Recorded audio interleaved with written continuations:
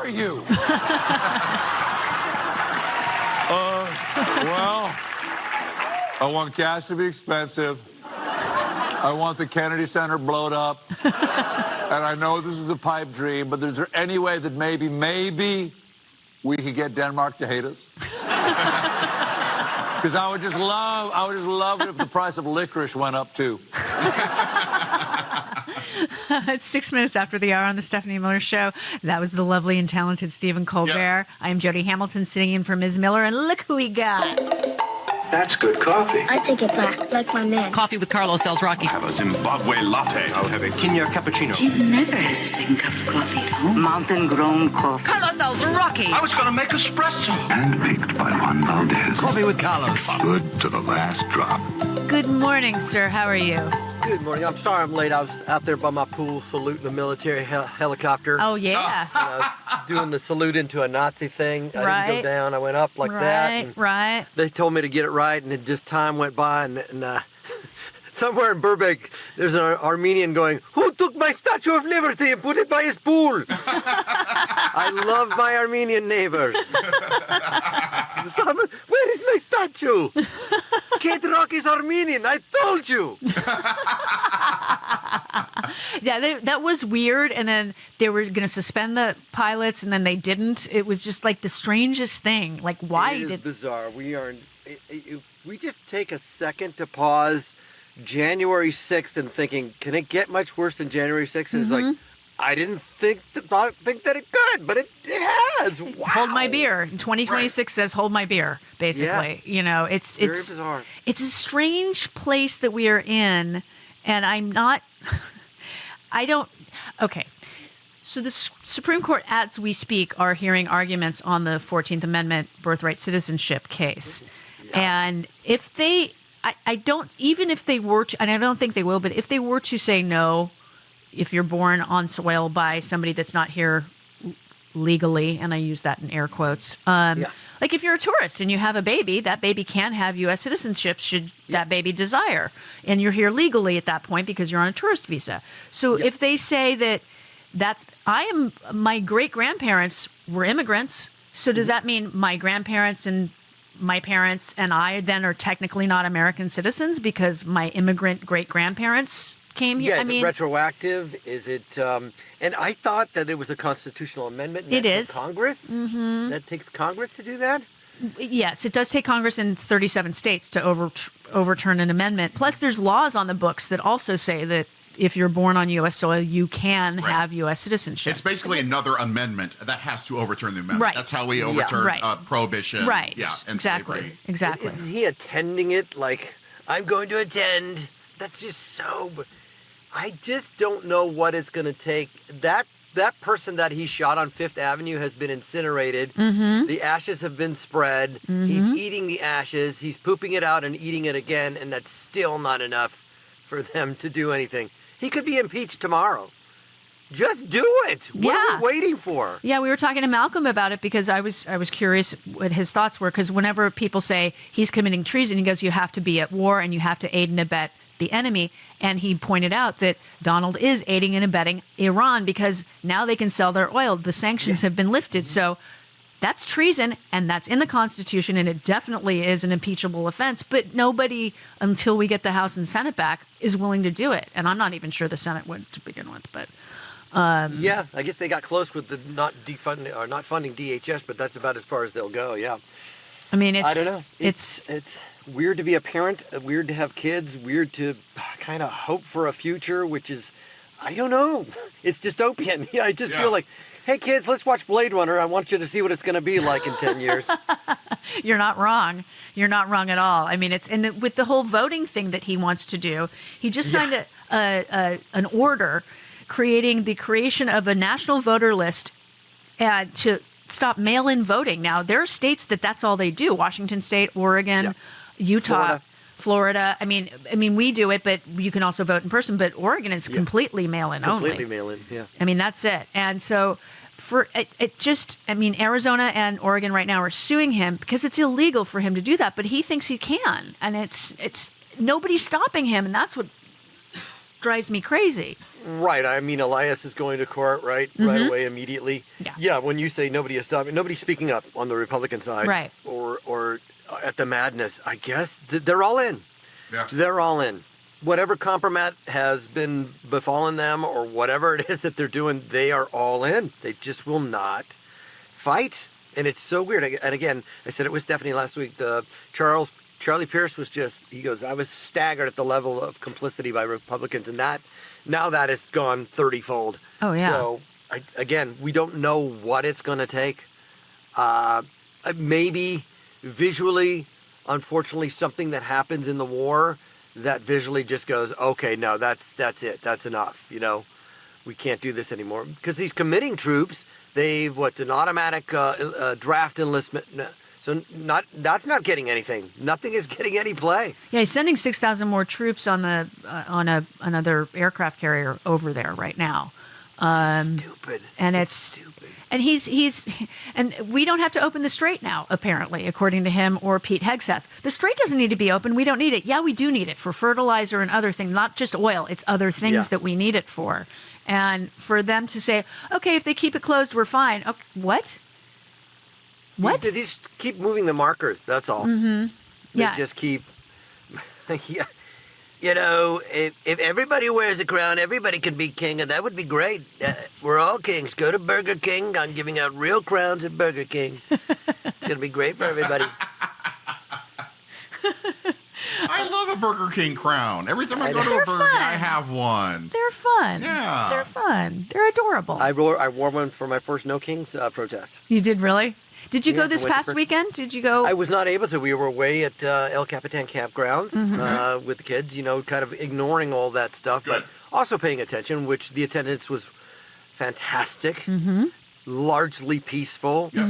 And I don't believe with the naysayers that say it doesn't do anything. And no, it's a representation that, most of the public, most of the thinking public is through with this guy. And the more we're out there, the more we're getting that energy. I think it'll help people to register to vote, things like that. So I heard it was very good. I heard it was largely peaceful, well-attended, massive protests.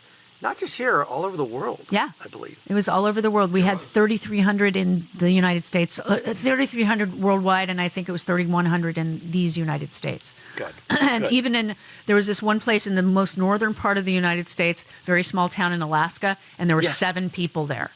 Oh. And just Northern exposure. Yeah. And I don't know how big the town is, but I bet it's not much bigger than those 7 people. But those 7 people probably voted for Trump last time. Probably. So there you go.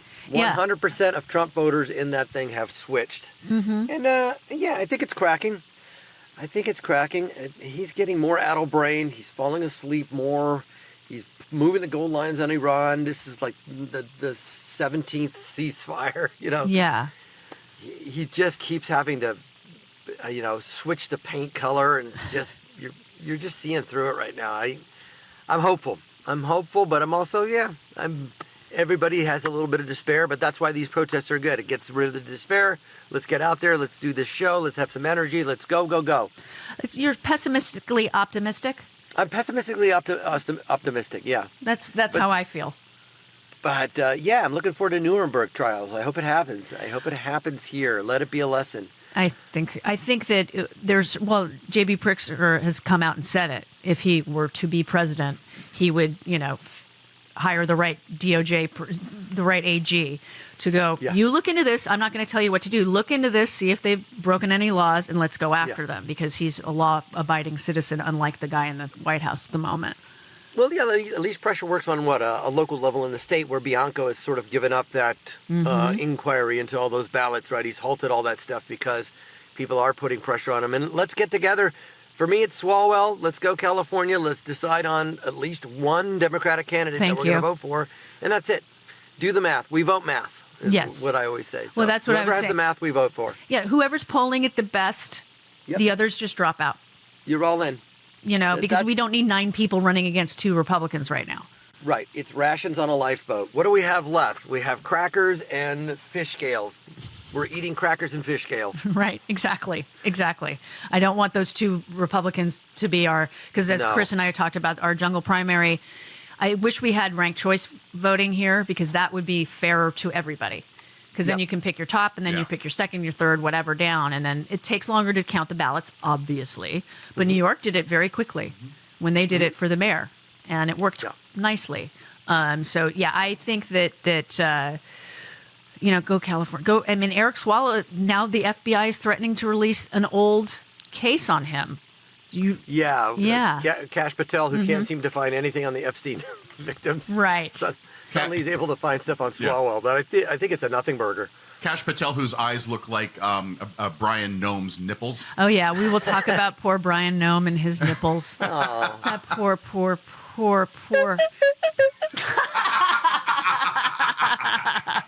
Hi. Wow, you do that really well. Thank you. I like to squeeze them. What a messed up, weird. Yeah. And that's your thing. That's your thing. Exactly. Just don't be preachy on the other side of it. Exactly. That's the problem that we all have with. I'm glad he found his online community for his, admittedly unusual kink. It's a kink. Yeah. It's a thing. Yeah, but he found his people. Yeah. He ain't hurting nobody. Yeah. He ain't hurt nobody. His wife is, though. Yes. That's right. I mean, if he was a dog, she'd have killed him. Yeah. And she's the one who brought scrutiny upon his online actions by, doing Being what who she did. is. Yeah. Yeah. Absolutely. I love that. That's a great line in an argument. How dare you bring scrutiny upon my actions? There we go. Yeah. Scrutiny upon my actions. Hitherto and thenceforth I will have not thee. Wow. I don't know. Kevin in D.C. I said it right this time. Hi, Kevin. Yes. Good morning, everybody. Good morning. Just have to say, superfluous mention of your mom, Jody, this morning, literally, while preparing dinner for breakfast, actually. I saw her episode of Law and Order SV. Okay. Uh-huh. Yeah. One of those. Well, she scared me. Wow. She was very scary in that. She was. What's the bleep? Yeah. No, what were we going to say? No, you go on.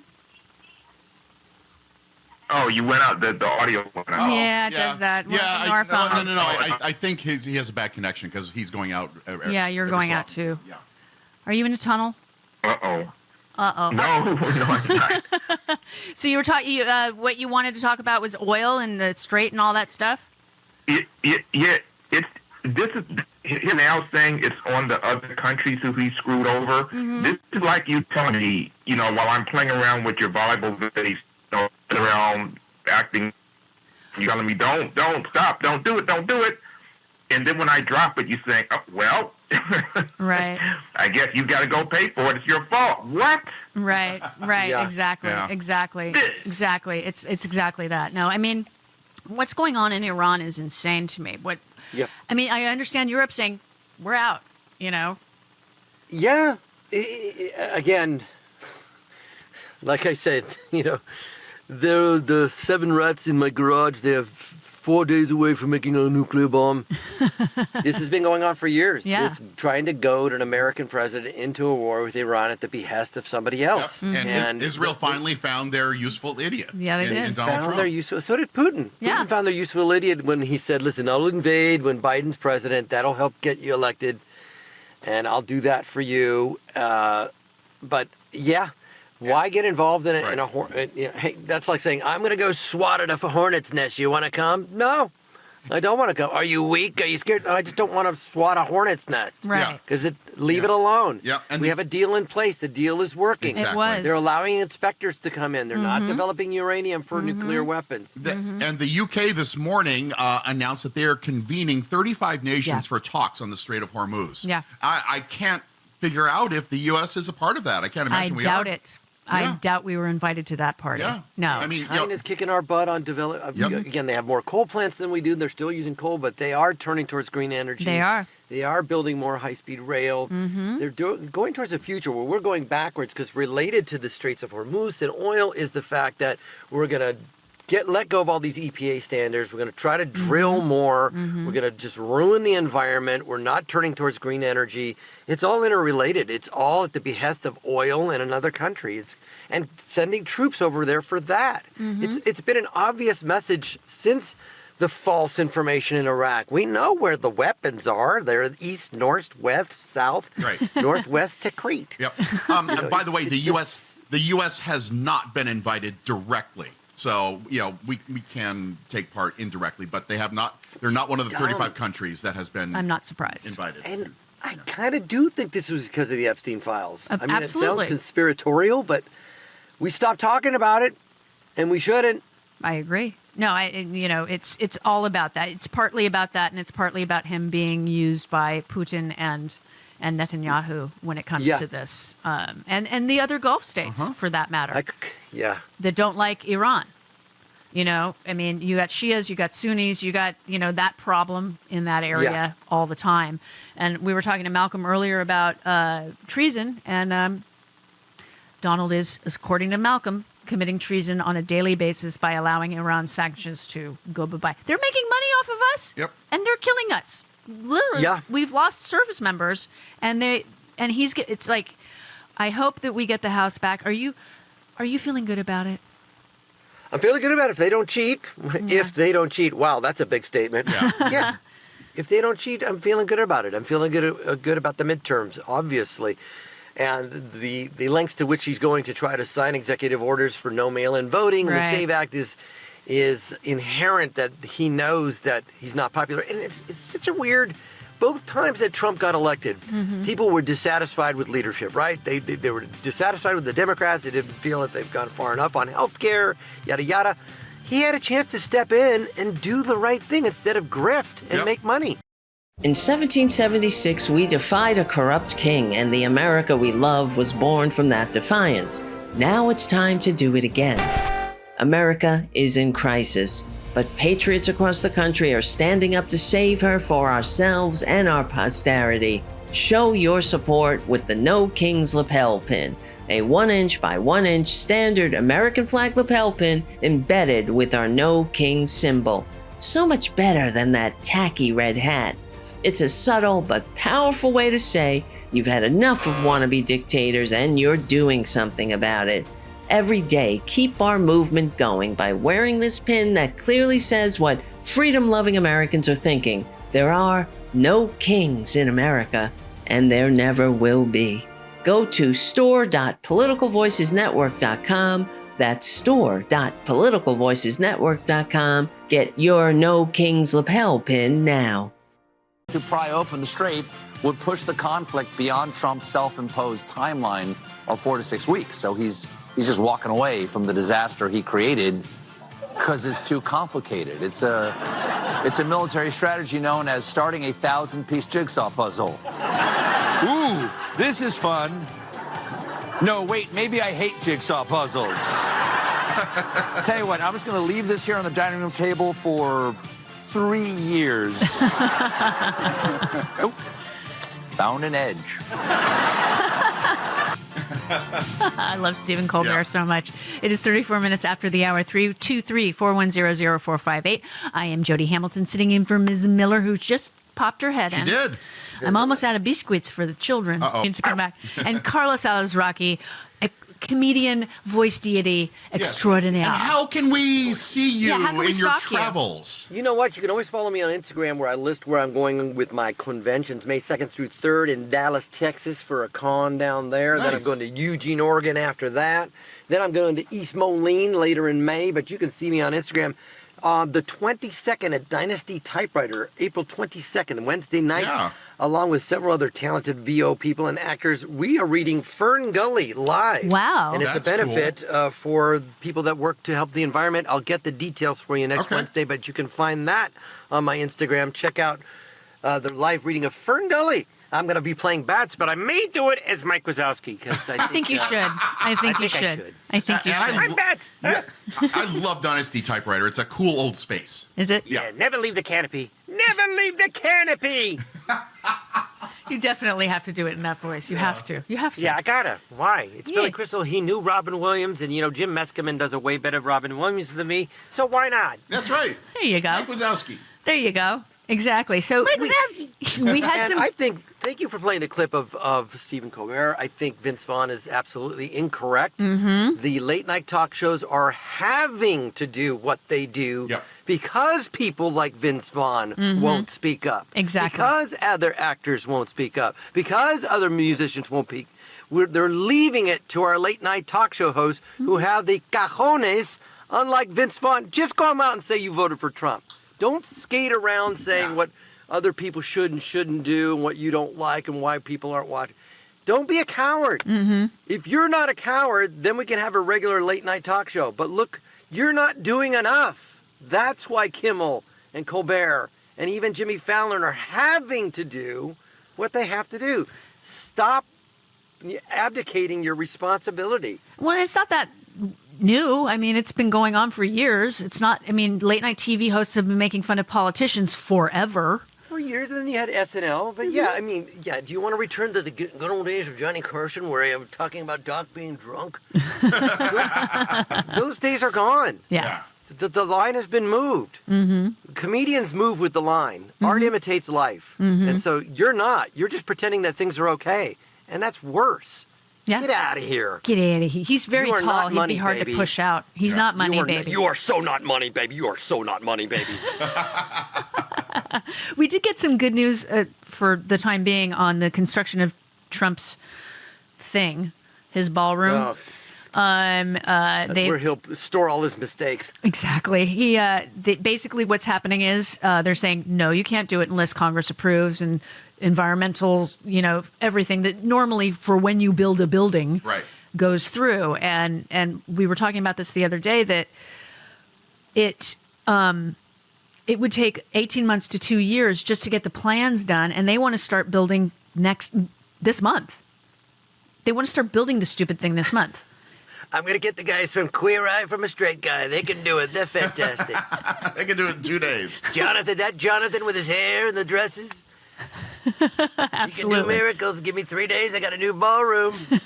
Well, what I'm thinking is, I forget who's suing them, but pull a Donald Trump. Keep appealing. Keep suing. Keep doing new motions. Keep doing that so that it just can't happen because any decent contractor is not going to want to break the law because then they're busted. So I think that just keep suing. Just pull a Donald because he did that. That's why he's not in prison now, is because he kept appealing and appealing and appealing and appealing. Otherwise he'd be in prison right now. So yeah, I think that's what anybody that wants to stop him needs to do. And the stupid not allowing mail-in voting, and after he voted by mail-in vote, and I get to do it because I'm the president. Right there, impeach him. Yeah, right there. Yeah, I'm with you. But I do like this story. Poor Caroline. According to a newsletter, there was a photo taken by an AFP photographer on Thanksgiving when they were, pardoning the turkey, of Caroline Leavitt holding her child, and it's coming from below the photograph. And apparently, the White House was displeased with said photo, so it's now been taken down from Getty. Getty took it down. It's like, is it up to the White House to determine what photos are? No, it's up to Getty. It's for them. But it's on the social media sphere. It's out there. Oh, it's there. It's being shared a lot more now. I never saw it until this happened. It's like the lady in The Verdict trying to pick up all the newspapers to keep the story from coming out. Right. I remember. And it's like, it's out. It's out, Caroline. And who cares? It's a mom. She's just had a baby. I don't care. And the fact that you make a big deal about it, why can't you just say, look, I just had a baby. It's from below. Get used to it. This is what I look like. Yeah. Well, she can't. Well, I'm sure she's still mad about the Restylane or whatever she had in her lips. Remember that picture from what was it, GQ Vanity Fair? I think it was Vanity Fair. And there was a big close-up of her, and you could see where the needles were over her lips. Wow. It's like, and you were fine with that? If I'm working for the White House photo department, I just I hoist a big flag up behind her, put a patch on her ear and blood on her face. There you go. Fixed it. Wow, look at that. Same angle we got from the president. Nice American flag in the background, some blood on your face. Hey, it's beautiful. Well, I'm sure you noticed that they had a prayer before the press gaggle the other day. Stupid. I mean, I've never read that comic book, but didn't they say that don't be boisterous about your praying? Yeah. 2 or more people gathered in my name. Keep it quiet. Be subtle. Yeah. It was in Matthew. Yes, believe. Yeah, it is in yes. Matthew. Uh-huh. Absolutely. It's in Stephen, it's in Joey, or something like that. I don't know. Yeah. One of those guys. I don't know. I have no idea. Yeah, Okay. basically saying you pray in private. Okay. Don't be demonstrative about it. Exactly. And that's the way you should. I mean, that is Exactly. definitely the way you should pray. It's like Right. it's personal. Yeah. It's personal. You know? Don in Denver, hi. Good morning, beautiful people. How's it going? Good. How are you? Pretty good, thanks. Good. Hey, guys, I just wanted to say, how many times when Trump addresses the nation tonight is he going to blame Barack Obama or Joe Biden? Oh, that's right. He's speaking tonight. Yeah. Oh, God. Don't make that a drinking game, by the way. Yeah. Do not make that a drinking game. Definitely not, because you're probably, it's not going to take long, right? Yep. For him to start lying. First that goes out of his mouth, of course, is going to be a lie and blame the previous administration, because that's what he did before. Yep. I inherited a mess, I believe. So, and guys, the thing I wanted to say too is when you look at the difference between Barack Obama and President Trump is. But when Barack Obama was president, he said that I need people to let me know what I'm doing wrong, to criticize me, because that's the only way I can become better as a president and as a man. Those are the differences between somebody like Barack Obama and Donald Trump, because Donald Trump, once again, wants to have somebody else bail him out for all his mistakes. That's right. Just like when he was bankrupt with his casinos and his hotels. Now he wants State to bail him out for something, a war of his choice, a war he could win in without Congress's authorization. It just shows, again, how much of a flawed individual he is and has always been, So Absolutely. that's kind of what I... Definitely that's don't have that as your drinking game tonight. Do not have that. You will get hammered in the first 2 minutes. Call rideshare. Yeah, definitely call a ride. Get a Waymo. I'm not going to watch. I'm going to see the clips in the Yeah, I'm not going to watch if I either. watch, I'll destroy the furniture in my house and yell at my kids. It'll just be upsetting. Yeah. It'll just be lying. Liar! Liar, you sit on the throne of lies. Yes. I'll put on the latest episode of Below Deck or something. I'll watch Monday Night's Paradise. Okay. Ooh, I love that show. So this is interesting. The New York Times did a list of all the people that Donald has pardoned thus far that have now committed more crimes. Really? Shocking. Yes, I know. It's at least 12 of them, and I'm sure there will be more because there were 1,600 people that he pardoned.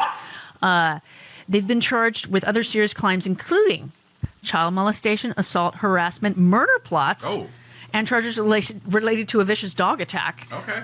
It's violent criminals are going to violently crime. Yeah. They're going to do their criming, and I'm not surprised. Yeah, not to mention the guys that committed all kinds of healthcare, insurance fraud that he pardoned as well. The president from Honduras or whatever that was pushing all the drugs into.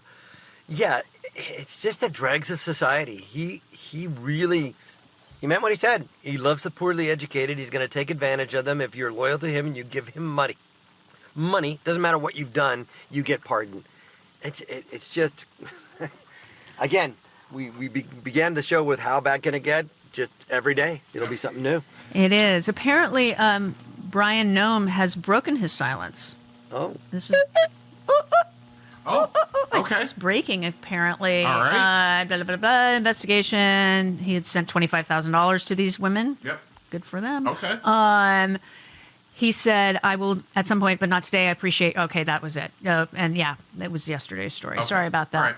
So Brian has not denied the allegations, though.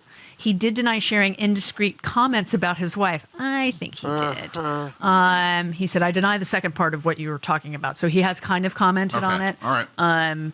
But yeah, his boobs are like this. Did you see the pictures? They're oblong. They are oblong. They're very Picasso. Yes. There you go. Yeah.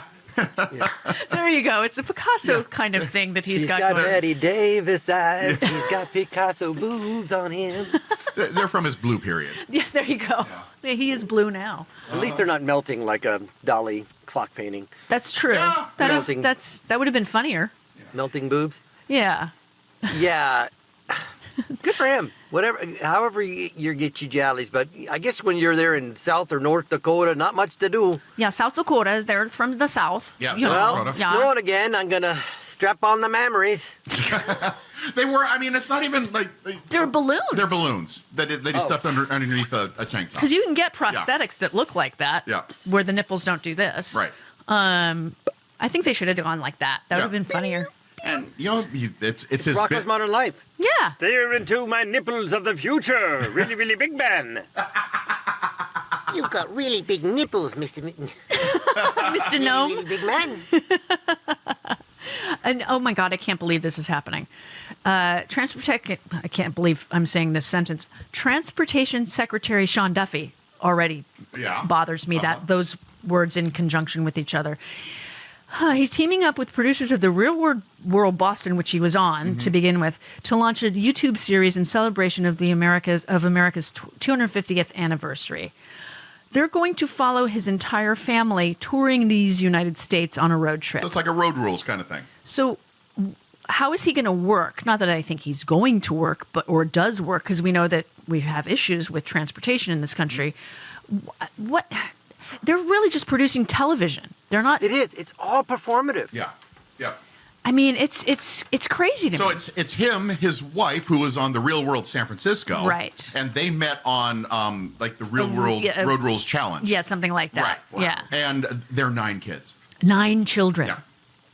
9 children. Yep. That's a lot of. Well, that's what the CPAC wants them to do. It's not about quality; it's about quantity. Yep. Just spit them out. Yep. Yep. I watched women talk about, even if we have to encourage girls and women, young women, to have as many babies, even if they can't afford it. Yeah, gross. I know. Isn't that welfare? Hello? I mean, how are they supposed to support? What are we, Lakewood, New Jersey? Yeah. Well, I mean, and also they're saying they should be trad wives. On top of it also, if they don't have a trad husband or a husband that can make enough money to feed all these children. Rachel Campos is not a trad wife. Oh, God. Even though she's telling other people to be a trad wife, she's not a trad wife. Same with Erica Kirk. She wasn't a trad wife. No. She's not a trad widow. This pisses me off when Rachel Campos, who has a gig on Fox News, is telling people to stay at home and pop out babies and bake pot pies for your husband. Big pot pies.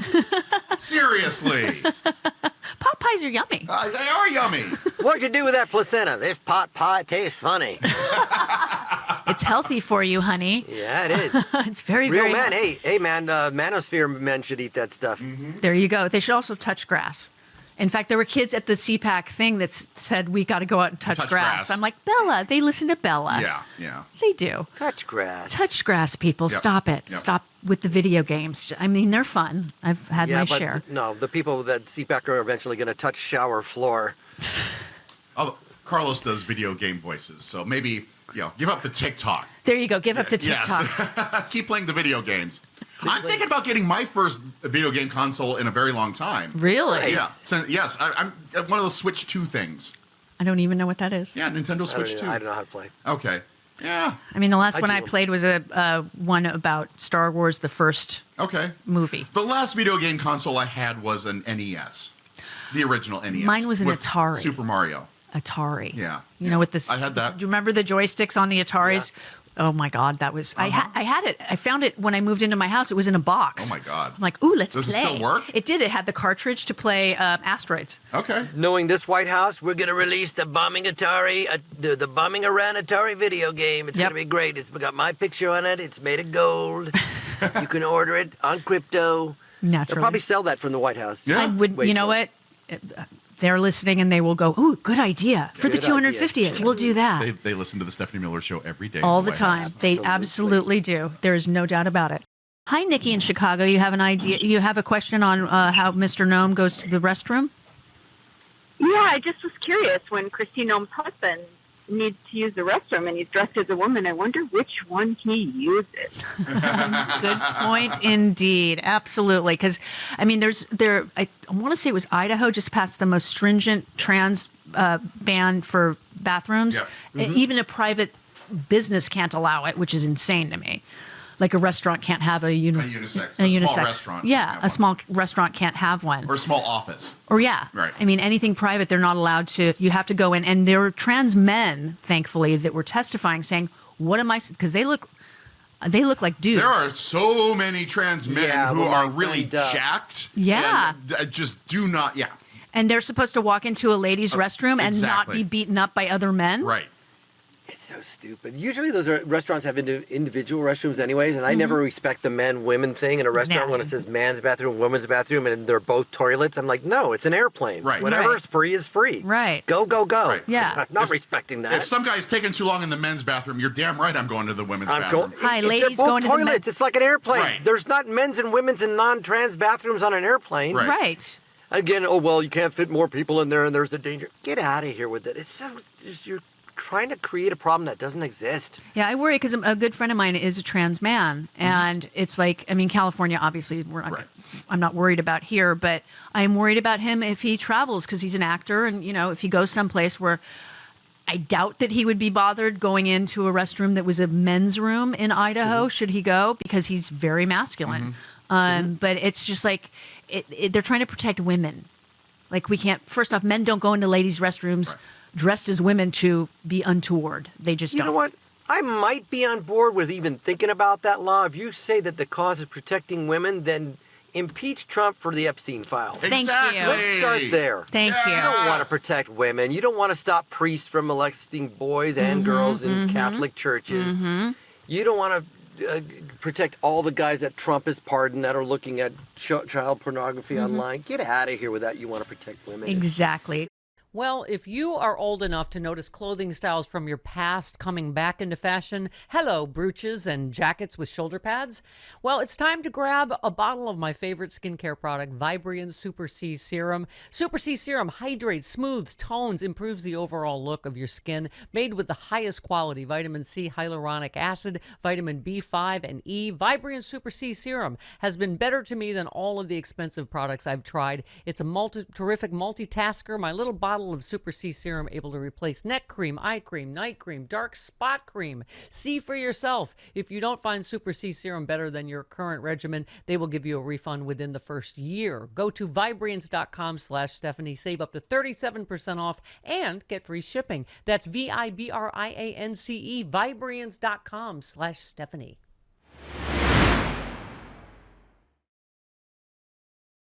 I don't know if you noticed. Shit's fucking getting real. I'm going to try not to curse, but it's the times we live in. And thank you, Charlie, from APS Radio News, for keeping the show going and growing. He's one of the great supporters of this show. Check out APS Radio. Download the little app. Listen to classic rock and oldies all day long. And classical music. Sometimes we need that. We're just going about our days, right? All right, thank you. And yes, so thank you. Okay, everybody. Where do we begin? Jim is in the chat room keeping us safe. Thank you, Jim. Just checking. All the buttons are pushed. And all right, I don't even know where to begin. How was your No Kings Day? Yeah, we need it. Right? We need it. Pardon me. I'm a little bit, I feel like I'm getting a cold, so just forgive me. I don't have a cough button. And I have that picture of Pete Hegseth up here. Jesus Christ, sorry. Because, well, what do I want to talk about today? A few things. Like the name of the show today is Republicans, well, it's Republicans, are not healthy for children and other living things. The play on that old protest sign. And there's no getting around it. Right before I came on the show, I was listening to a conservative talk show. I know, right? And sometimes I do that because to get the perspective of what their talking points are. And it was a Fox News clip where what's his name? Will Cain was arguing with James Tallarico about gerrymandering. How dare the Democrats gerrymander, and they're rigging elections but I mean, like, they're everything is out of context too. That's why it's so fascinating to me. Because if you listen to the show, you know, I think there are two fundamental problems with America, and that's why we're in the middle of an authoritarian coup. And it is, yes, it's end-stage capitalism, but we only got here because of money and politics and the corporate media and the consolidation of the media, which money and politics, we can argue, brought that about. With, of course, money in politics is going to influence political outcomes. you dance with the ones who brought you to the party, right? And it's human nature. When people give you money, they're technically your employers. So when you're getting money from all this dark money groups, and we had the president of End Citizens United on here, Tiffany Muller, she was discussing how all of the laws, every time Republicans get a chance, all the conservatives on the Supreme Court, on the corrupt and illegitimate Supreme Court, they weaken campaign finance laws. So at this point, we have no idea, knowing what dark money groups are buying politicians and corrupting government. And they're doing it on the guise of super PACs. And that's why I don't understand. If you and I wanted to donate to a candidate, there's a limit. There's a campaign limit, but not if you organize yourself into a PAC. That's why Elon Musk can give $250 million to the tax cheating, draft dodging, wannabe dictator baboon, and that's supposed to be legal. That's supposed to be okay in a free society. So we are really in a crisis now. Ultimately, we have to fight with the tools that we've been given. The upcoming election in the midterms is, I believe, our last chance to stop the slide into authoritarianism. And he's not going to go quietly. As we see, they're trying to rig the elections again. And that's why I was watching that clip with Will Cain and James Tallarico. James Tallarico, I give him all the credit in the world. He's going into the lion's den on a regular basis. He has to. He wants to be a senator from Texas. He has to deal with these people. But we have to pull the propagandized dumbasses out of their stupor. We're in this boat because people have been systemically lied to for generations to vote for their own demise. It's the whole, and I'm not saying Democrats are completely innocent in this, of course, because we have to, they're part of the system too. Some are more, I think, broken than others. Some are, like Chuck Schumer, I believe, is not our man for the moment, to put it nicely. He needs to step down from leadership. Nancy Pelosi, money in politics is the root of this evil. So, and Nancy Pelosi, one of the reasons she was in leadership for so long was because she was a great fundraiser. So you're great at the thing that is breaking our system is not too hopeful for the future of the American worker, I believe. So if we had a system where the American people were happy, healthy, upwardly mobile, unified, the filthy fascists would not get their clutches into our system at all. And that's why the No Kings protest is good, because it's a way of organizing, and the next action is not going to be a march; it will be a general strike, and this is something I've been waiting for decades. I'm willing to donate this URL. I own the URL, General Strike USA. And I think I've had it for about 20 years now in preparation. So we need a general strike. You see, because that's another example of being unified. Republicans could only get power in this divided system, and that's why they do it, because they don't give a shit about the American people. They don't care about the worker. It's about divide and conquer, as they've done for generations. You think this baboon, like everything, I can't even, like, so many things want to come out of my mouth right now. So many thoughts, because there's so much we have such a problem, such a deep, we're in such a deep crisis here. And the baboon is but a symptom of it, of course, but it's the entire Republican Party. It's all of the voters. There's mental illness happening in the halls of power, and Trader Trump's malignant narcissism is a problem. I hope that we have scared ourselves straight, so to speak, in electing sociopaths. But maybe not. Because a couple of things I want to talk about. Republicans are not good, or they're not healthy for children and other living things. And case in point is, well, where do I begin?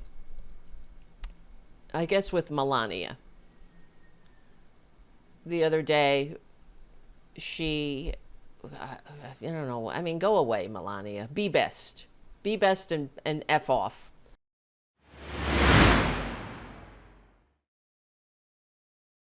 Consumers caught in a triple stack of pain. They write over at Axios, Neil Irwin. The national average for a gallon of gas is over $4, or in the neighborhood of $4. That's up from in the neighborhood of $3 a month ago. Trump so badly blew this. I saw a clip, a little reel of, put together clips of Donald Trump at various times over the last couple of weeks going, nobody could have said that they were shut off the Strait of Hormuz. Nobody could have predicted that they would attack the other Arab states, And of course, his generals and everybody told him that this is exactly what was going to happen.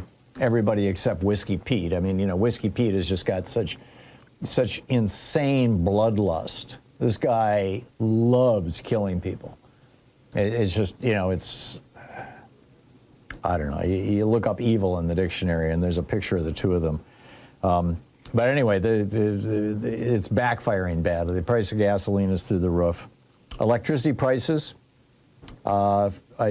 this is year over year, basically for the last 12 months. Electricity prices up 4.8% nationwide. Natural gas up 10.9% nationwide. These higher energy prices, of course, are going to ripple through the economy. We saw this in a big way back in the 70s. Those of you old enough to remember, I realize most of you aren't, but I can tell you it was wild. And we saw just this absolutely massive inflation because, oil really is everything. Our crops are, we're basically eating oil, right? I mean, oil drives the machines that plant the crops.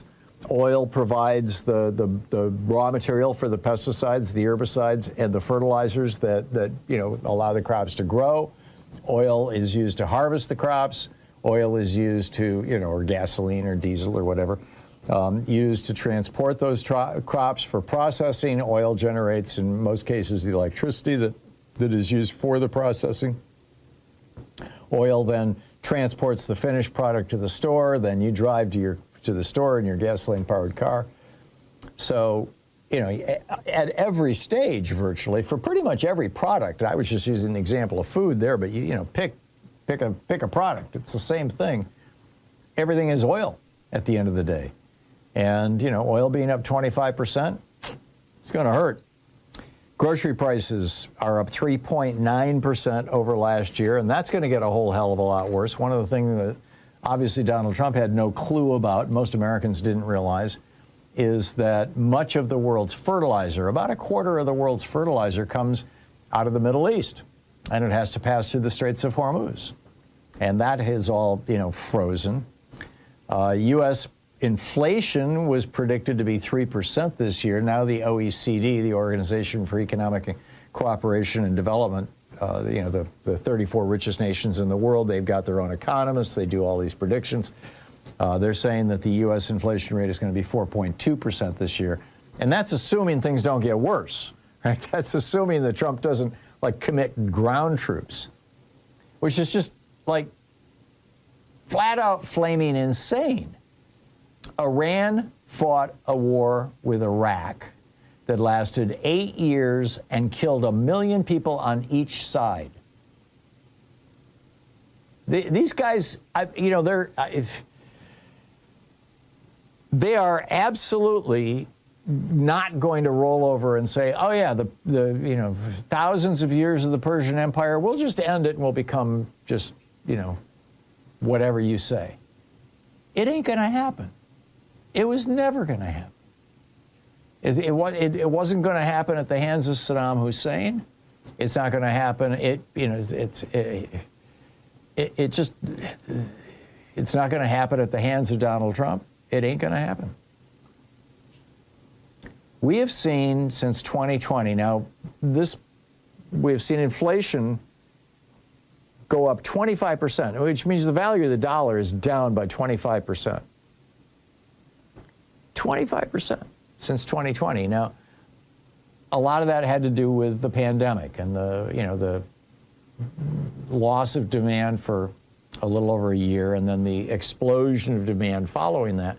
We saw the exact same thing, or very similar. I don't know that the numbers were exact, but they were probably fairly close, after World War II and after World War I. In both cases, because there had been the suppression of demand during the war and availability, and then an explosion of demand after the war, and that and availability hadn't quite caught up, and so you get more dollars chasing fewer goods, and that's what that does, is drives prices up or drives the value of the dollar down, as the case may be. So we're looking at that. The job market is weak. If you set aside jobs having to do with building AI plants, basically there hasn't been a new job created since Trump became president, because he's done so much damage to our economy. Even at that, there basically have been no jobs since he started his tariff nonsense on Liberation Day in what was that, early April or late March, as I recall. The University of Michigan Consumer Sentiment Survey, which was released last Friday, says that back in February, people were expecting 3.8% inflation. Now they're expecting 3.4%. Excuse me. Now they're expecting 3.8%. The S&P is down 7% for the year. Remember when Pam Bondi was testifying before Congress, and they asked her if there was any evidence that Donald Trump was committing crimes with underage girls, and she started yelling about, have you seen the Dow? It's over 50,000. I mean, that's what we should be talking about. Well, the Dow is not over 50,000 anymore. And the 30-year fixed rate mortgage is back up. It's it was down below 6% for a short while there. Everybody thought, oh, the housing market might recover. And it's 6.64% right now. So, here we are. Meanwhile, House Republicans are looking at, cutting your health care to pay for bombs. I mean, Jody Arrington, he's the budget chairman, rebooted this plan to cut Affordable Care Act subsidies. Now, the big, beautiful bill, he says with quotation marks and irony, already cut Affordable Care Act subsidies, which caused I believe, about 1 million people to lose their health insurance. So just say, sorry, we're just going to be uninsured now going forward. And it's going to get worse. They have to come up with $200 billion. This could leave another 300,000 Americans uninsured just to pay for the war. For 6 days of the war, it cost us $11 billion. And now Trump's got 50,000 troops in the region. This is play money to him. This is a guy who bankrupted casinos. Now, people talk about that as if he was like a bad businessman or something, but in my opinion, what he was doing was he was running money laundering operations. In fact, he got busted for it. He had to pay a huge fine for running money laundering operations out of his casinos in New Jersey. The officials in Nevada refused to give him a gaming license because he was so connected to so many mob figures. I mean, this guy has been a career criminal his whole entire life. And now the Republicans are talking about Medicaid cuts, too. Now, we've got this 2-week period here, this Easter break, this Easter recess, where the both in the House and the Senate are off. And Democrats are going to be in their districts doing town halls. And, if you're represented by a Democrat, show up and say some nice things to them and encourage them to come on this program, by the way. The door is open. Any Democratic member of Congress who wants to come on this program for any random hour and take calls from our listeners, we don't push it. We don't reach out to them, but it's available. So let them know. Let them know. Tell them I said hi. And if you have a Republican, then Bernie's old advice, and I know a number of people have tried this over the years, and in some cases it works very well. Check with your local high school and see if you can rent the auditorium. Typically they're free, or if there's a library that's got an auditorium or a large room, or if whatever. If you can find a space, a meeting space, and nail it down for sometime in the next 2 weeks, and then invite your Republican member of Congress, congressman or congresswoman, to come and address their constituents. And when they don't show up, put a picture of them, or a empty chair, or a puppet, or something, like that. There's a lot you can do. But is the Republican Party going to cut your health care to pay for the bombs? You betcha.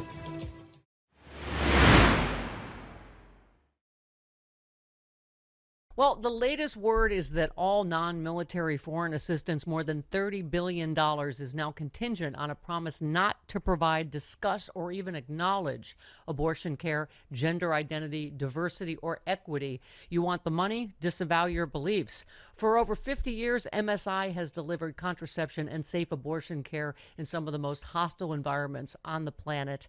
Powered by local providers, a resilient social business, and diverse funding that doesn't collapse every time politics swings hard right. Right now, individual donors are what make that resilience possible. Go to msiunitedstates.org. That's M for modern, S for safe, I for informed.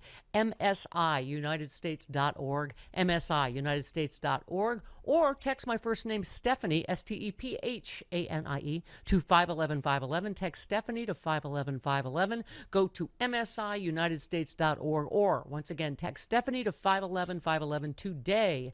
Text fees may apply. It's time for the Rick Smith Show. Now, here is the voice of the working class, Rick Smith. So, really weird New York Post story. And I know it's the New York Post. Almost every story is a weird story out of the New York Post. But it's one that's quoting Franklin Graham, son of the legendary televangelist, who evidently has assured Donald Trump that his soul is secure. Evidently sent a note to Trump last year, where Graham wrote, it's an important issue to know for certain that your soul is secure and you will spend eternity in the presence of God. The only one who can save us from hell is Jesus. And you pair that with the other story that The Guardian ran, that evidently Pope Leo, the guy who has the direct line to God, Pope Leo said that God ignores the prayers of leaders who wage war and have hands full of blood. Evidently, I'm not sure how the two of these are going to square, but I'm kind of leaning towards the Pope over a televangelist. Just kind of throwing it out there. I'm here to share some thoughts on, well, maybe I'm wrong. Maybe Donald Trump has got an express pass. Maybe it's something I don't know about, but I've asked our good friend Sarah Burris to come share some thoughts. Sarah is the senior editor over at Alternet. You can check out their work, alternet.org. Sarah, thanks for taking time for us. Hey, Rick, how are you? So his soul is secure, evidently, Sarah. Soul secure. I don't believe that for a second. But if you remember, sometime last year, Donald Trump was talking about how he didn't feel like, he was bound for the good place, right? Like he just kind of thought, well, I try to do the good things. Sure, you do. And so he just assumed that he was not going to be going up rather than going down. And so I wonder if that kind of inspired or prompted Franklin Graham to send a note. But I mean, I think you're right. Like, why would you trust Franklin Graham? Like, I don't know that that guy's got any pathway to, the good place. So Doesn't he have some laundry that maybe he's got a, I don't know, something with pool boys or something? Wasn't there something that I remember? Maybe it was some very shady misallocation of funds from Liberty University and some crazy affairs with pool boys and whatever else. So yeah, like Franklin Graham's maybe not the person that you should be listening to about any of this. I just, it is always surprising to me to see so many religious leaders who embrace the sinning aspect of Christianity, and I mean, I guess Yep. Well, Sarah, love the sinner, hate the sin.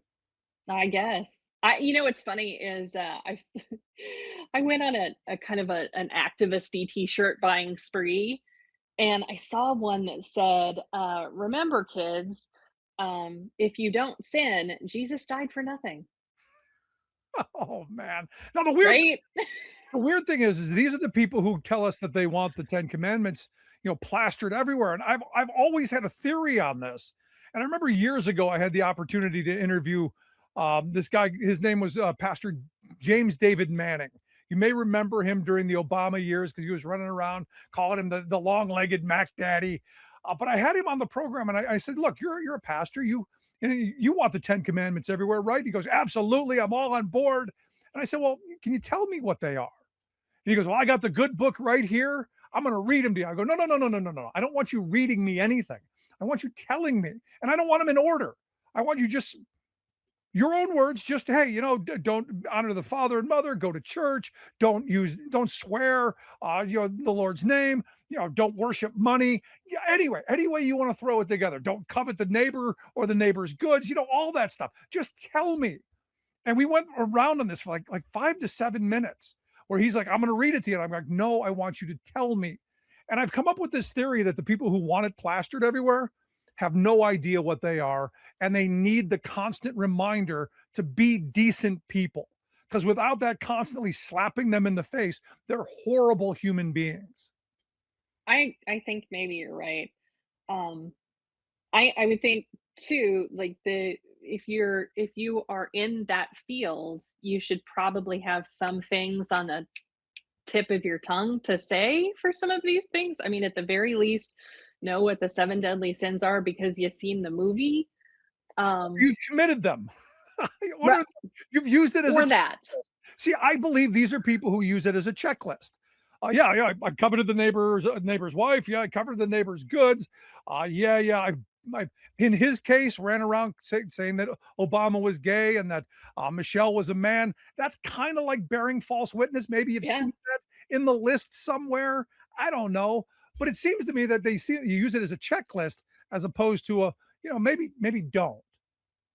Yeah, and I have to wonder too, like I've always thought the numbers and how they work, like which one comes first and then the ones after that, it's kind of like the ingredients in food where the most important one is the first, the one that's used the most is in the top of the list. And so, I mean, really those first 4 or 5, you would think they'd at least know those.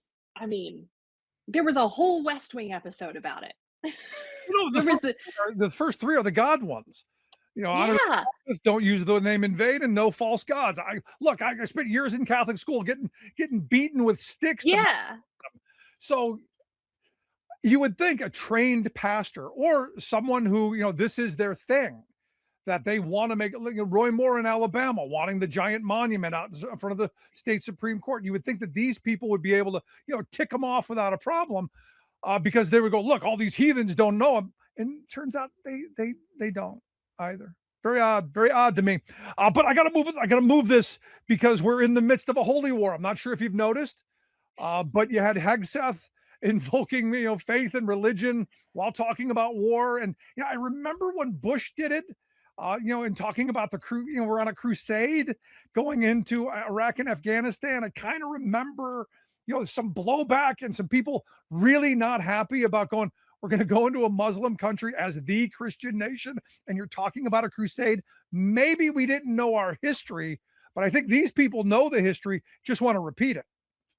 Yeah, and that's a big thing, I think, for people who have been watching that. I feel like it's a cult, honestly, that Mike Huckabee is a big part of. It's kind of Christian nationalist doomsday cults that's all about if we follow the doomsday prophecy of expanding Israel and having this big war, then it will, it kills all the right people, and Jesus comes back. And it is that is the holy war that is part of this. I think that the Trump holy war is really more about whatever Saudi Arabia tells them to do so that they can make more money from the Saudis for Jared Kushner's hedge funds or for whatever Donald Trump's hotels are in, the Middle East. And the part that you forgot about Jesus coming back, and the part that they get giddy about, because I have a lot of left behind people that I know, the part that they get giddy about is the slaughter.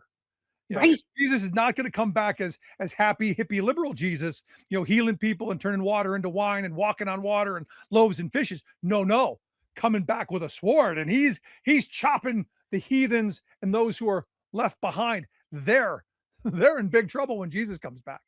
And that's kind of why I call it a death cult, because really this is the philosophy. This is what they want. They want to expand Israel and start killing a bunch of people, namely Israelis. And so this whole idea of what Mike Huckabee is broadcasting, and Hegseth is a big part of that too. Like his pastor that is at meetings with him all the time, is that kind of Christian nationalist who is pushing that sort of philosophy, and now that has become policy. So, I mean, Hegseth, I think, is obviously in it for a different reason than the financial one that Donald Trump is really geared toward. But and the scary part to me is we're doing all this stuff for a whole bunch of really different reasons for different people, but we're still doing it, and there doesn't seem to be what victory looks like. We haven't defined what the mission is, haven't sold the American people on this is why we're doing it.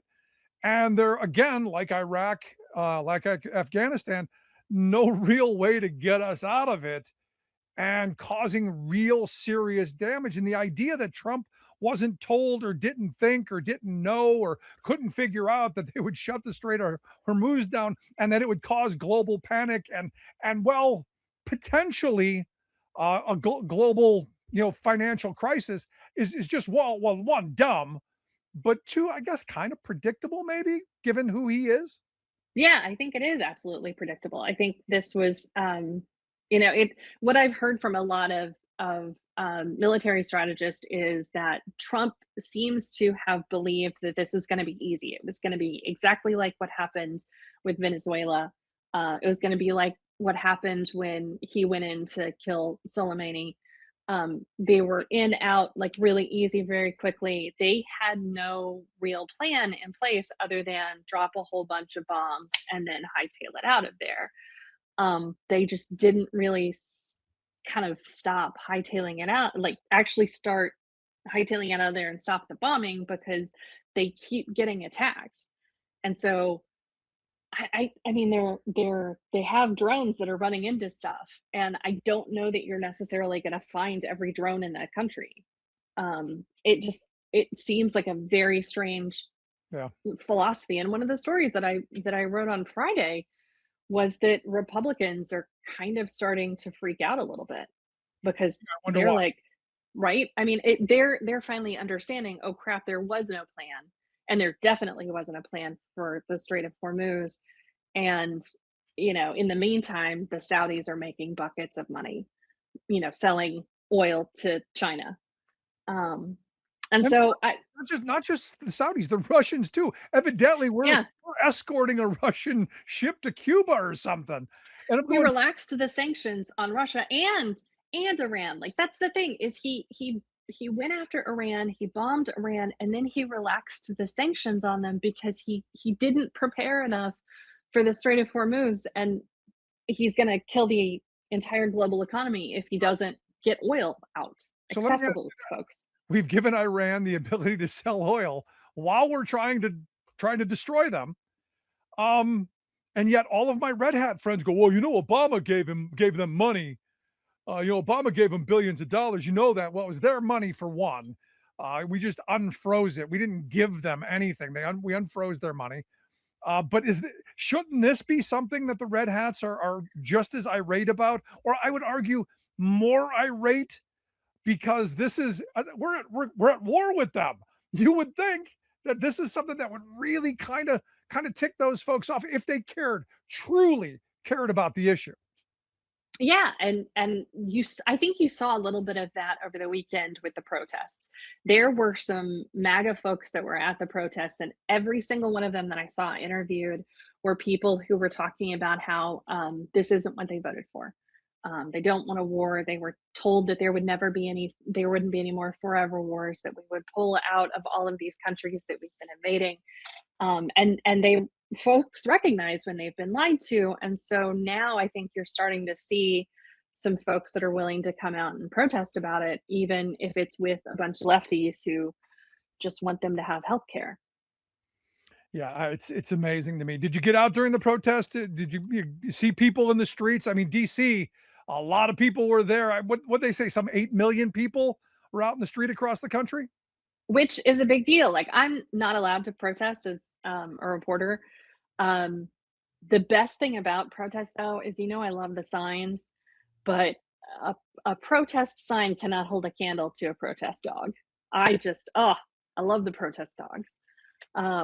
But the what I had learned last week from a friend of mine who has another podcast that I was on is she said that that historians have a percentage that you have to reach a protest. I think it's like, I can't remember, like 3 point something percent or 2 point something percent of people in the actual population have to come out and protest for it to guarantee that there's no authoritarian regime that can be started. And I think it's just like, actually, so I think the number was like 8.3 million. And so I guess this comes off of just statistics based off of all of the authoritarian regimes that were able to be stopped. And one of the main things was if there was enough of an uprising, then it was able to be stopped. And it has to be a percentage of the population. And I think we are either we reached it or we are exceptionally close to it.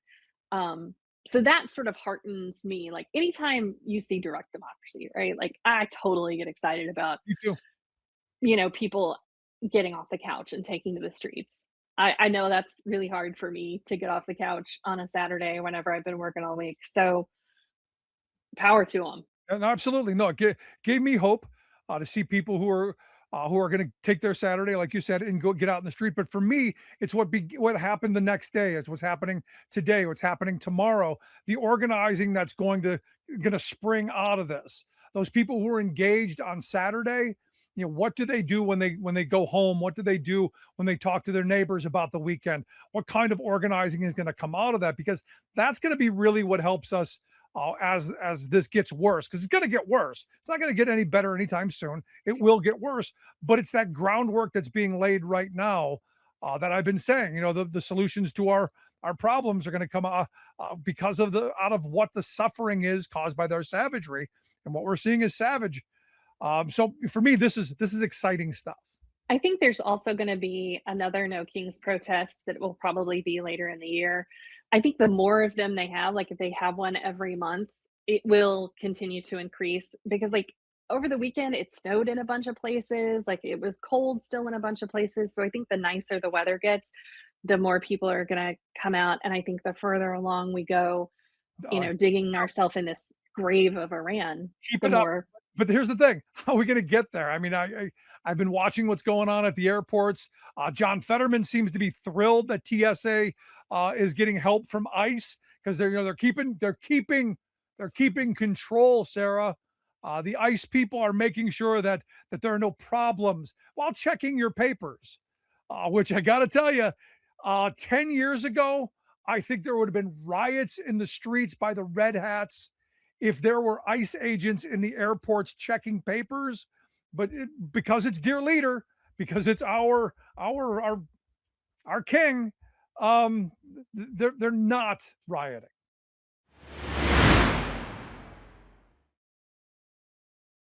Oh, well, hey there, Political Voices viewers. It's me, Stephanie Miller.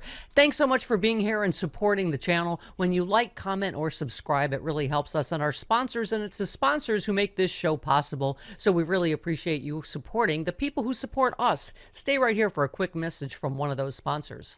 Hi everybody, this is Bob Circosta, and it's time for another Bob's Best Buys. And today we're talking about pain, something we can all relate to, right? Whether it be stiff joints, sore knees, or those everyday aches and pains. Well, now there's a way to help control the pain, and it's called Artrex, a cream that works. From the team at BioVed, Artrex is activated by Ayurveda, an ingredient that's been around for 5,000 years.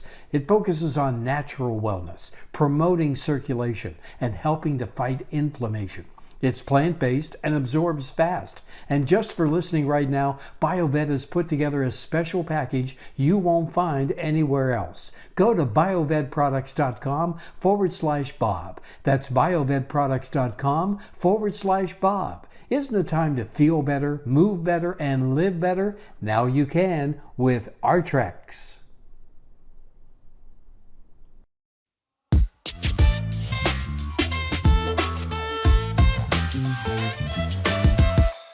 And we're back outside the box with Ben Cominos here on WHBY and Political Voices Network. Outside the Box is brought to you by Roush Plumbing and Remodeling, the plumbing and remodeling company the Fox Valley depends on. If you're just joining us, we spent the better part of the first hour talking about the president's legal woes, and not the legal woes that we're used to talking about, or at least the media is used to talking about. I never was one for the Trump trials, for those of you that remember those days. But for coming from the Supreme Court, coming from federal courts, preventing a lot of major points of contention of his presidency, whether we're talking about building the stupid ballroom, funding for PBS and NPR, access to mail-in voting, whether or not the 14th Amendment should exist. Definitely running into some speed bumps here, and some projected speed bumps as well, assuming that laws and legal standing mean anything in 2026, which they might not. No way to know for sure. Okay, so with that though, I do want to shift gears here a little bit, and I do have an economic segment that I want to do, and we will probably save that for the next segment. Just to really highlight where we are, we've got Jamie Dimon going on national networks, putting his foot in his mouth, and another multi-billion-dollar corporation laying off 30,000 employees for no reason other than the exact reason you know I'm going to say. And I do want to get into all of that, but I have to say that I pride myself on not being a tabloid show. I think there's a lot of people in talk radio that get excited for the juicy stories, the simple stories that really don't take a lot of brain power, but that hit all of those pleasure centers in your mind, or rage centers, depending on your perspective, that gets the clicks, that gets the engagement, that does all the things that media is supposed to do in this crazy profit-driven world that we live in. I have prided myself when those kind of things happen. I'm the guy doing the show about FTC lawsuits and things of that nature. I don't like getting in the muck, even though I have that gene in me. And I dabble. I cannot avoid this one, though. I am only human, and there's only so much that I can do. And I would like to state unequivocally before I get into this that I am not making fun of this person. I am not making fun of this person's husband, and I am not making fun of anybody that identifies within this community. It is the meeting point of a hate-filled agenda mixed with a lot of that hate stemming from the fact that a lot of people identify that way. There's a running bit, right, that anytime the GOP gets together, the Grindr servers crash. Grindr, of course, being the dating app for gay people. And it's not like the crashing the servers bit is a joke, but there are absolutely spikes in Grindr usage anytime there is a massive GOP get together. Then they go in front of national networks and talk about the scourge of the gays and the transes and blah, blah, blah, blah, blah. If you've never heard of me before, I am very pro all populations of people that do not intend to do harm to other populations of people. I have never been to a drag show. I do not begrudge anybody that goes to a drag show. I do not begrudge anybody that takes their children to a drag show. Burlesque shows have existed since infinity, and nobody had an issue with it then. It's kind of like voter fraud.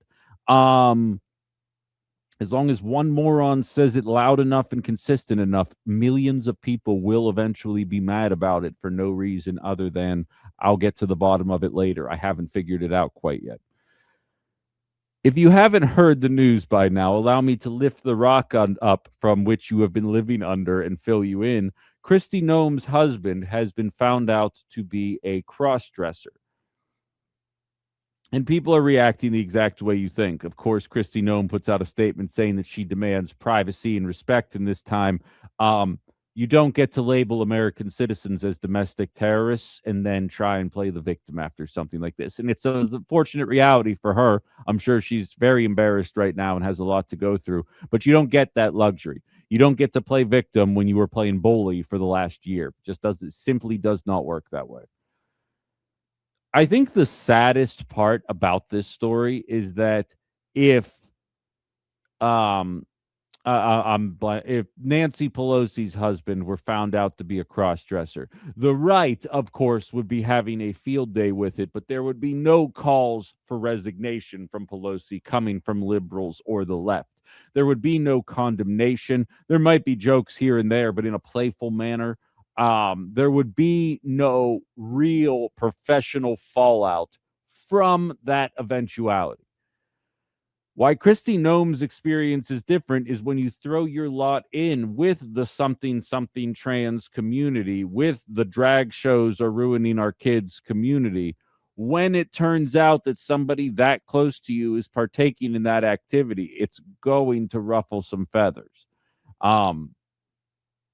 Let's just say it. There's some rumors out there about Lindsey Graham that make me very sad. And I wish that he were part of a political party that would just allow him to be the person that he wants to be. Instead, he has to channel all of that pent up sexual frustration into making sure that all of America's young people die in a pointless war in the Middle East, despite not having any children himself. By the way, have you guys noticed he's completely pivoted on his over-the-top warmongering mentality from 2 weeks ago, and now he's saying that Donald Trump has to take his foot off the gas? It's almost like they're all seeing the polling data and the writing on the wall, and it's not looking pretty for the people that are supporting this right now. I have seen this story, and I have watched podcasters left, right, and center have a field day with it to run it up the flagpole and end up getting 2.5 hours worth of content. To be real, on a different day where the president doesn't try and eliminate mail-in voting via executive order, that would have probably been where I started this show. And again, I'd give it the 8 or 9 minutes that I'm giving it right now, and then I'd move on. But when you see this kind of stuff happen, you have people questioning, there's a chance that this person might end up being blackmailed. And then Kristi Noem, what kind of secrets did she have that she would end up, that he might have access to, that he would give away to make sure that this news doesn't become public? And what's interesting is that we still live in a society where you even have to keep this stuff hidden anymore. I'm not into shaming people into what they want to get into. And I think Kristi Noem is an awful, awful human being.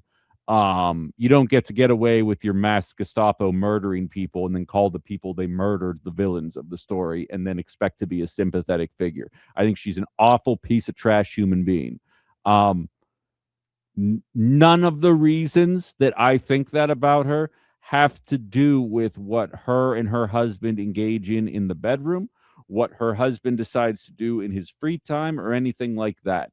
So I recognize that there is an opportunity for some Schadenfreude right now, pushing back against the libs of TikTok accounts and the anti-trans community, just highlighting like, oh, example 5,287,000 of the Republican Party claiming to be pushing back against something that they engage in more than anybody else. It's a tale as old as time. And I get that urge, but I also am watching a lot of things get bandied about. And of course, it's going to come from your Nick Fuenteses, your Tucker Carlsons, where there's going to be some inflammatory rhetoric because the Democrats and Satan are transing your kids. And so now that a Republican's been caught, you've got to keep the shtick up here. But for those of you that actually associate with the cross-dressing community, for those of you that have friends in the community, for those of you that maybe have never partaken like myself, but at least have a sympathetic attitude towards the people in that community, keep in mind that everything you're doing and saying is public. And while there is an opportunity for what you see as very easy points to score against a political opponent, there's a lot of real emotions in human beings, and I would even count Noam's husband in the matter as well, that like are also going to see these claims. I can't stress enough. I do not care about the cross-dressing community. It does not offend me whatsoever. I love this idea of cross-dressers somehow grooming children, and it always stems back to my hatred of the argument that video games cause violence. We all read a ton of books about love, right? Like Romeo and Juliet. I feel like most people listening to me probably read Romeo and Juliet. We could go down the list. Most stories that are out there that you read in books are about love. Statistically speaking, 40% of people my age and younger are not married. Actually, I think it might even be higher than that at this point. Shouldn't we all be running around being in love all the time since we're so easily indoctrinated when we're younger? And if we're not, then maybe is there a chance that this is a fallacious argument that doesn't really have any basis in reality? Kristi Noem is embarrassed right now. I don't think you should be required to give her peace of mind because she's an awful human being and deserves nothing but awful attention for the remainder of her existence in the political spotlight. But this ain't it.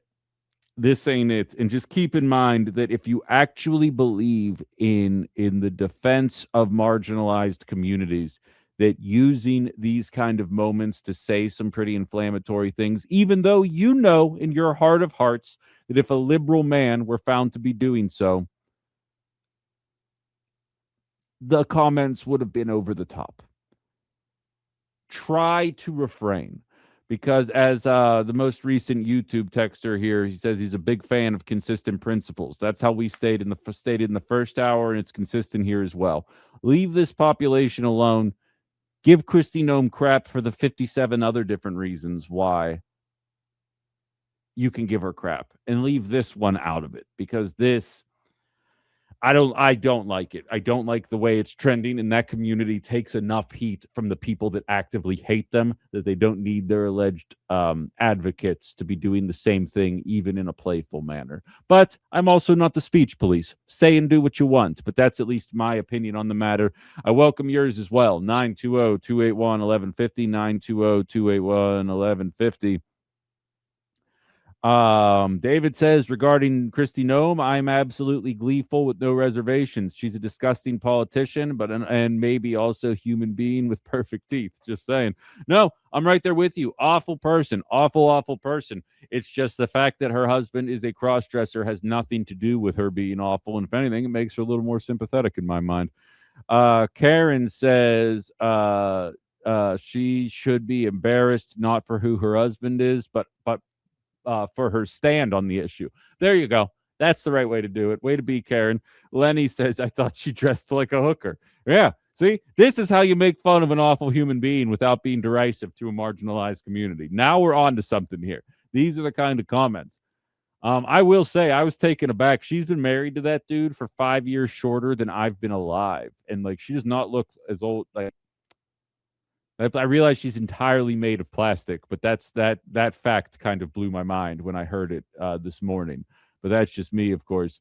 All right. So wait, what do we have here? Some people do an incredible amount of mental gymnastics to make a point work for them, but not others. It's almost like they should have the mental capacity to see the lie that they are being fed.